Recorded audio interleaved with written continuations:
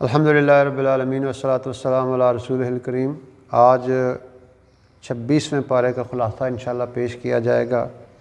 تو یہ اس صورت کا آغاز سورہ احقاف سے ہوتا ہے اور اس میں میجر جو واقعہ بیان کیا گیا ہے وہ اللہ تعالیٰ نے جنوں کی دعوت بیان کی ہے، کس طرح انہوں نے اللہ کی طرف بلایا۔ اس سے پہلے فرمایا گیا کہ ہم انسان کو نصیحت کرتے ہیں کہ اپنے والدین کے ساتھ اچھا سلوک کرے۔ اس کی ماں نے اس کو 2 سال تک پہلے 9 ماہ تک اٹھایا، پھر دودھ پلایا۔ 30 مہینے کا یہاں پہ ذکر ہے، 30 شہرہ، 30 مہینے تک، وہ جو حمل کا زمانہ ہوتا ہے 9 مہینے اور پھر آگے دودھ پلانے کا۔ اور پھر فرمایا کہ یہ جو بندے کی سب سے بڑی یہ ہے کہ وہ جب اس کی عمر 40 سال تک پہنچ جاتی ہے تو وہ اللہ تعالیٰ کا شکر ادا کرتا ہے کہ اس نے جو مجھے نعمتیں دی ہیں اور والدین دی ہیں، اور نیک عمل کرتا ہے اور اللہ کو راضی کرنے کی کوشش کرتا ہے۔ اور پھر آگے جنوں کا واقعہ، یہ وہ جن ہیں جو رسول پاک علیہ الصلوۃ والسلام کی دعوت پہ مسلمان ہوئے تھے۔ جب آپ طائف سے واپس آ رہے تھے تو وادی نصیبین میں جن مسلمان ہوئے، وہ سورہ جن کے اندر تفصیلی واقعہ آتا ہے۔ تو یہ جن جو ہیں جب اپنی بستی کی طرف واپس گئے ہیں تو انہوں نے دعوت دی ہے۔ اللہ تعالیٰ نے ان کی دعوت کو یہاں پہ بیان کیا ہے کہ وہ اپنی قوم سے کہتے ہیں کہ اے ہماری قوم، ہم نے ایک ایسا کلام سنا ہے جو موسیٰ علیہ السلام کے بعد نازل ہوا ہے اور یہ سب کی تصدیق کرتا ہے، اور اے ہماری قوم، اگر تم اللہ کے داعی کی بات مان لو گے اور اس پہ ایمان لے آؤ گے تو اللہ تعالیٰ تمہارے گناہوں کو معاف کر دے گا اور تمہیں دوزخ سے نجات دے دے گا۔ اور جو اللہ کے داعی کی بات نہیں مانتا تو اس کے لیے دنیا کے اندر بھی نقصان ہے اور آخرت کے اندر بھی نقصان ہے۔ آگے سورہ محمد ہے، بلکہ اس سے آخری آیت جو سورۃ احقاف کی ہے، اس میں اللہ تعالیٰ اپنے نبی علیہ الصلوۃ والسلام سے فرما رہے ہیں کہ آپ اس طرح صبر کریں جس طرح اولو العزم انبیاء علیہ الصلوۃ والسلام نے صبر کیا۔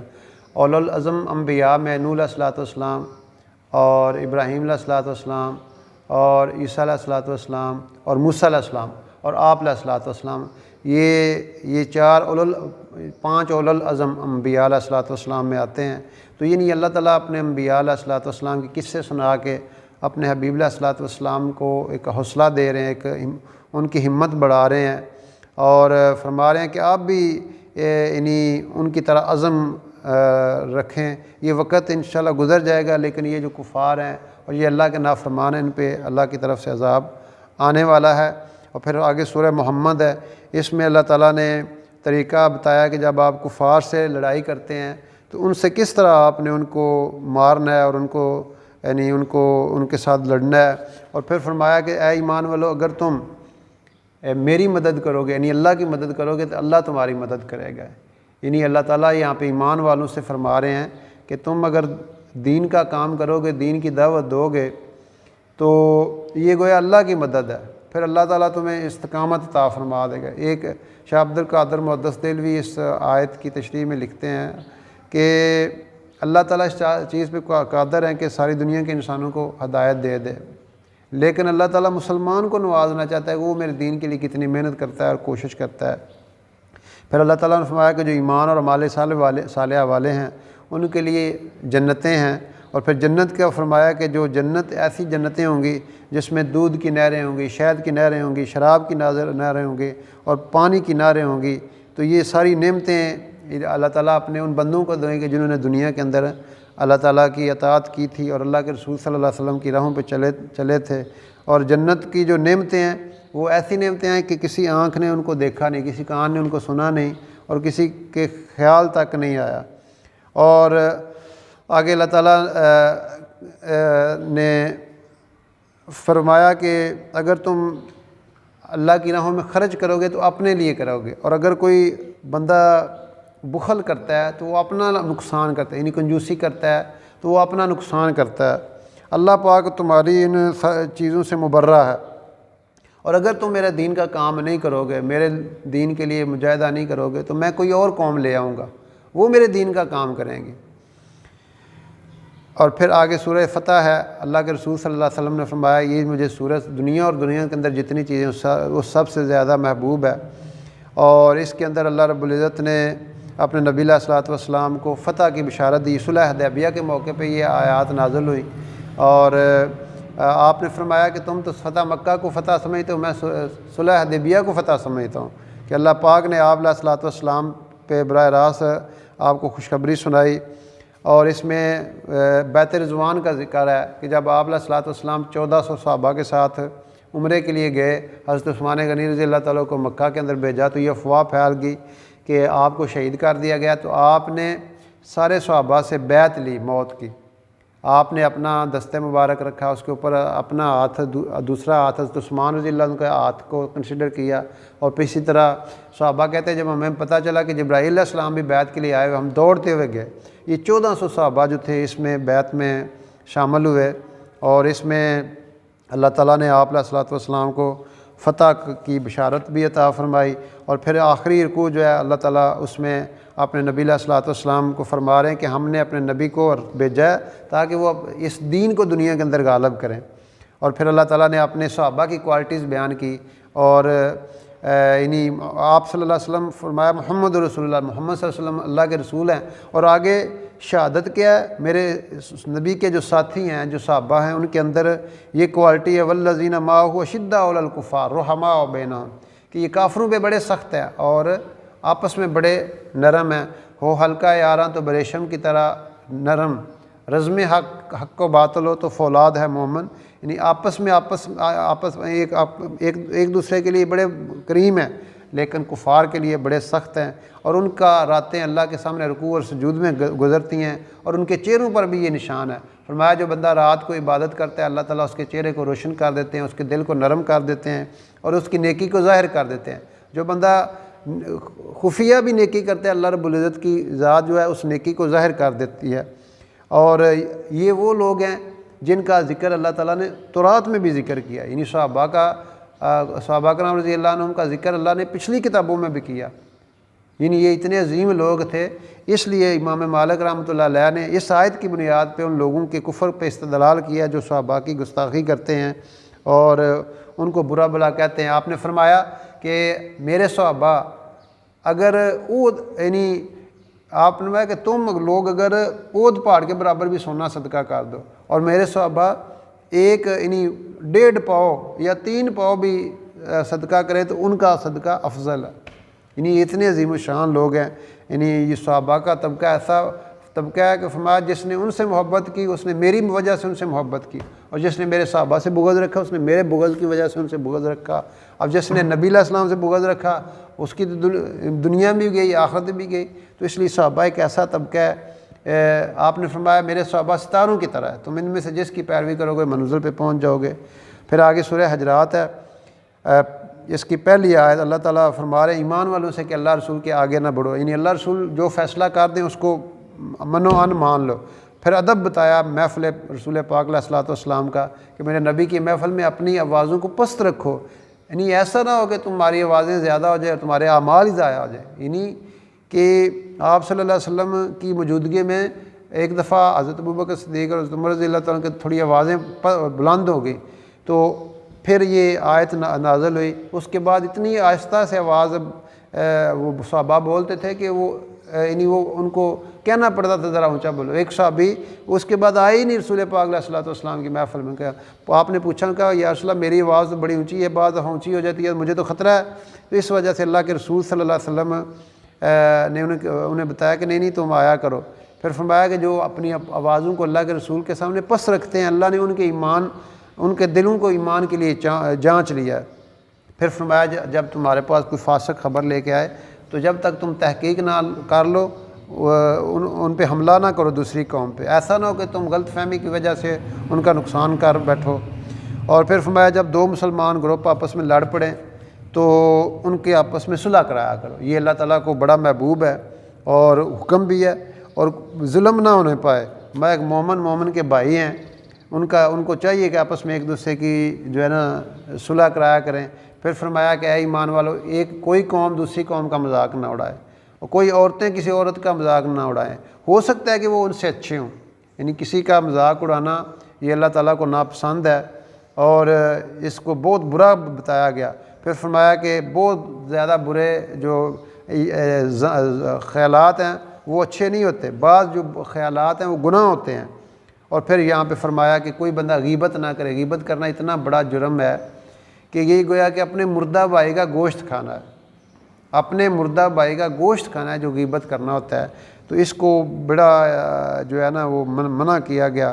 پھر فرمایا کہ ہم نے تمہیں ایک آدم سے پیدا کیا اور تمہارے قبائل بنائے، خاندان بنائے، برادریاں بنائے، تمہیں تقسیم کر دیا پوری دنیا کے اندر، لیکن اللہ کے ہاں عزت والا وہ ہو جو تقوی میں آگے ہے۔ یعنی اللہ پاک تمہارا مال اور اولاد نہیں دیکھتا بلکہ تقوی دیکھتے ہیں، تمہارا تقوی کتنا ہے۔ تمہارا خاندان نہیں دیکھا جاتا یہ بڑا اللہ خاندان کا ہے، یہ کمزور خاندان کا ہے۔ ہاں اگر تقوی میں سیدنا بلال رضی اللہ تعالیٰ عنہ کو سیدنا کا لقب مل گیا، عالم وہ ابشی تھے، کالے تھے، لیکن اللہ کے رسول کی غلامی کو اختیار کر دیا۔ اور کتنے ہاشمی اور بڑے بڑے قریش جنہوں نے اللہ رسول پہ ایمان نہیں لائے وہ راندہ درگاہ کر دیے گئے۔ پھر فرمایا کہ یہ آپ کے پاس اعرابی آتے ہیں اور آ کے کہتے ہیں کہ ہم ایمان لے آئے۔ قل لم تؤمنوا ولکن قولوا اسلمنا ولما يدخل الایمان فی قلوبکم۔ آپ ان کو کہہ دیں کہ ابھی ایمان تمہارے، یہ کہا کرو ہم مسلمان ہوئے، ابھی تو ایمان تمہارے دلوں میں بھی داخل نہیں ہوا۔ یعنی زبان سے کہہ بھی دیا لا الہ الا اللہ تو کیا حاصل، دل و نگاہ مسلمان نہیں تو کچھ بھی نہیں۔ یعنی کہ سب سے جو اہم چیز ہے وہ دل کو ایمان سے بار لینا ہے۔ اگر دل کے اندر اللہ رسول کی محبت نہیں آئی اور اللہ رسول کو سب سے فوقیت نہیں دی تو گویا کہ وہ ایمان کی حقیقت نہیں ہے۔ زبان سے کہہ دینا اور چیز ہے، ایک ہے اسلام میں داخل ہو جانا۔ تو اس لیے یہاں پہ فرمایا کہ اگر تم اللہ رسول کی تابع داری کرو گے تو اللہ تمہارے اعمال ضائع نہیں کرے گا۔ پھر فرمایا کہ تم اللہ یہ احسان چاڑا کرو، یہ دن میں دین نہ چاڑیا کرو اللہ کے رسول کو، آپ جیسے مسلمان ہو گیا، کلمہ پڑھ لیا، یہ اللہ نے تمہارے اوپر احسان کیا ہے کہ تم مسلمان ہوئے، تم دین کی سمجھ تمہارے اندر آ گئی۔ اور اللہ جانتا ہے تمہارے دلوں کے اندر کیا ہے، وہ تو ساری کائنات کا علم جانتا ہے، ساری دنیا کا غیب کا علم جانتا ہے۔ پھر سورہ کاف ہے اور اس میں اللہ تعالیٰ نے مین یہ مضمون بیان کیا ہے کہ یہ لوگ کہتے ہیں ہمارے مٹی مٹی ہو جائیں گے، ریزہ ریزہ ہو جائیں گے، تو ہم کیسے دوبارہ اٹھائیں گے؟ تو فرمایا کہ ہم تو جانتے ہیں کہ جس مٹی نے ان کی میت کو، قبر کو، اپنا باڈی، ڈیڈ باڈی کو کھایا، ہم اس کو بھی جانتے ہیں، ہمارے پاس ہر چیز لکھی ہوئی ہے، اور ہم تو تمہارے دل کے خیالات کو بھی جانتے ہیں۔ دو انسان کے دل میں ایسے خیال گزر جاتے ہیں تھوڑی دیر کے لیے، اللہ رب العزت اس کو بھی جانتے ہیں، اور فرمایا ہم آپ کی شہ ریگ سے بھی زیادہ قریب ہیں۔ تو اس وجہ سے پھر فرمایا کہ کوئی چیز تمہاری زبان سے نہیں نکلتی لیکن فرشتہ لکھ لیتا ہے۔ انسان کی زبان سے کوئی بول نکلتا ہے وہ بھی لکھ لیا جاتا ہے۔ اور پھر فرمایا کہ قیامت کے دن ہر بندہ لایا جائے گا، اس کو اس کے ساتھ اس کا جو ہے وہ ایک دھکیلنے والا فرشتہ ہوگا، اور ایک ساتھ اس کے یعنی وہ اعمال نامے والے فرشتے ہوں گے، اور وہ شیاطین بھی ساتھ ہوں گے جو اس کو گمراہ کیا کرتے تھے۔ اور وہ جو شیطان ہے وہ کہیں گے کہ ربنا ما اطغیتہ ولکن کان فی ضلال مبین، میں نے اسے گمراہ نہیں کیا، یہ خود ہی گمراہ تھا۔ تو یعنی یہ قیامت کا منظر جو ہے یہ اس دن جب سارے دنیا کے انسان پیش کیے جائیں گے، یہ بڑی تفصیل سے اس میں بیان کیا گیا ہے۔ اور دوزخ کہے گی کہ اے اللہ اور میری طرف بندے لے کے آئے، اور جنت جو ہے اس کو سجایا جائے گا۔ اور پھر فرمایا کہ یہ جو اللہ سے غیب کی حالت میں ڈر گیا اور قلب منیب، وہ قلب جو اللہ کی طرف رجوع کرنے والا اس کو لے کے آیا، تو اس کے لیے پھر جنت ہے اور اس کے لیے کامیابی ہے۔ اور پھر فرمایا کتنی ہی بستیاں جنہوں نے ہماری بات نہیں مانی، ہماری نافرمانی کی، آج ان کا نام و نشان بھی نہیں ہے۔ اور پھر اللہ تعالیٰ اپنے نبی علیہ الصلوۃ والسلام سے فرما رہے ہیں کہ اے میرے حبیب ان کی باتوں پہ آپ صبر کیا کریں، اور آپ سورج نکلنے سے پہلے اور سورج غروب ہونے سے پہلے اللہ کی تسبیح بیان کیا کریں، اور رات میں بھی، یعنی اس میں فجر اور عصر کا ذکر ہے، اور پھر آگے وَمِنَ اللَّيْلِ فَسَبِّحْهُ وَأَدْبَارَ السُّجُودِ، اور جو مغرب عشاء کا ذکر ہے۔ اور یعنی یہ نمازیں جو ہیں یعنی آپ پڑھتے رہا کریں، آپ اللہ کی طرف متوجہ رہیں۔ ہم جانتے ہیں یہ لوگ جو کہتے ہیں، اور آپ اللہ کا قرآن لوگوں کو بیان کرتے رہیں، قرآن کے ذریعے سے لوگوں کو ڈراتے رہیں۔ اور پھر فرمایا کہ جو میرے بندے ہیں جو محسنین ہیں ان کی نشانی کیا ہے کہ رات کو بہت کم سوتے ہیں، یعنی رات کو اللہ کی عبادت میں رہتے ہیں، ذکر اذکار میں رہتے ہیں، اور پھر جب سحری کا وقت ہوتا ہے پھر اس کے استغفار کرتے ہیں، وبالاسحار هم یستغفرون۔ اس لیے کہتے ہیں کہ جب تہجد میں اٹھا جائے، نفل پڑھے جائیں اور تلاوت کی جائے تو کم از کم ایک تسبیح استغفار کی ضرور پڑھی جائے، کہ اللہ تعالیٰ اپنے بندوں کی یہ کوالٹی بیان کرتے ہیں کہ وبالاسحار هم یستغفرون، کہ وہ سحری کے وقت اٹھ کے استغفار کرتے ہیں، یعنی رات میں اللہ کی عبادت کرتے رہتے ہیں پھر بھی صبح اٹھتے استغفار کرتے ہیں۔ اب ایک بندہ ہے نافرمانی میں راتیں گزارتا ہے، اور ایک بندہ اللہ اپنے بندوں کی کوالٹی وہ فرما برداری کر کے بھی استغفار کر رہے ہیں، ڈر رہے ہیں یا اللہ پتہ نہیں ہمارے اعمال قبول ہوں گے کہ نہیں۔ پھر آگے ان کی کیا کوالٹی ہے، وہ اپنا مال غربا اور جو مساکین ہیں ان کے اندر اس میں حصہ رکھتے ہیں، اور یہ ایمان والوں کے نشانیاں ہیں۔ وفی انفسکم افلا تبصرون، یعنی اپنے آپ، فرمایا کہ تم اپنے آپ کو دیکھو، تمہارے اندر میری بڑی نشانیاں ہیں، یعنی اپنے من میں ڈوب کر پا جا سراغ زندگی۔ یعنی انسان اقبال کہتا ہے کہ تو اگر اپنے آپ کو دیکھے گا تو تجھے زندگی کا مقصد پتہ چل جائے گا، تمہیں اللہ کی عظمت کا پتہ چل جائے گا، اللہ کی بڑائی کا پتہ چل جائے گا کہ وہ کتنی بڑی ذات ہے۔ اور پھر فرمایا وفی السماء رزقکم وما توعدون، تمہارا رزق آسمانوں میں ہے جہاں سے تمہیں دیا جاتا ہے، تمہیں وعدے، یعنی اللہ پاک ہی اپنی وَإِن مِّن شَيْءٍ إِلَّا عِندَنَا خَزَائِنُهُ وَمَا نُنَزِّلُهُ إِلَّا بِقَدْرٍ معلوم، ہر چیز کے خزانے ہمارے پاس ہیں، ہم اپنی مرضی سے ضرورت کے مطابق جس کو جتنا عطا کرنا ہے اس کو نازل کرتے ہیں۔ اور پھر فرمایا کہ یہ جو قیامت کا آنا ہے، آخرت کی زندگی ہے، یہ اس طرح ہی حق ہے جس طرح تم آپس میں باتیں کرتے ہو نا، تو یہ اس وقت سب سے بڑا حق یہ ہوتا ہے کہ ایک بندہ بول رہا ہوتا ہے دوسرا سن رہا ہوتا ہے، بالکل اسی طرح جس طرح تم آپس میں باتیں کر رہے ہوتے ہو تو اس وقت کا سب سے بڑا سچ اور حق یہ ہوتا ہے۔ اسی طرح موت برحق ہے، قبر برحق ہے، قیامت کے دن برحق ہے، جنت حق ہے۔ اللہ کے رسول صلی اللہ علیہ وسلم دعا مانگا کرتے تھے کہ یعنی جنت حق ہے، دوزخ حق ہے، آخرت حق ہے۔ تو یہ سورہ ذاریات کا جو ہے یہ مضمون چل رہا ہے، اور یہ 26واں پارے کا اخیر ہو گیا۔ اللہ رب العزت ہمیں اپنے قرآن کی سمجھ اور عمل کرنے کی توفیق عطا فرمائے۔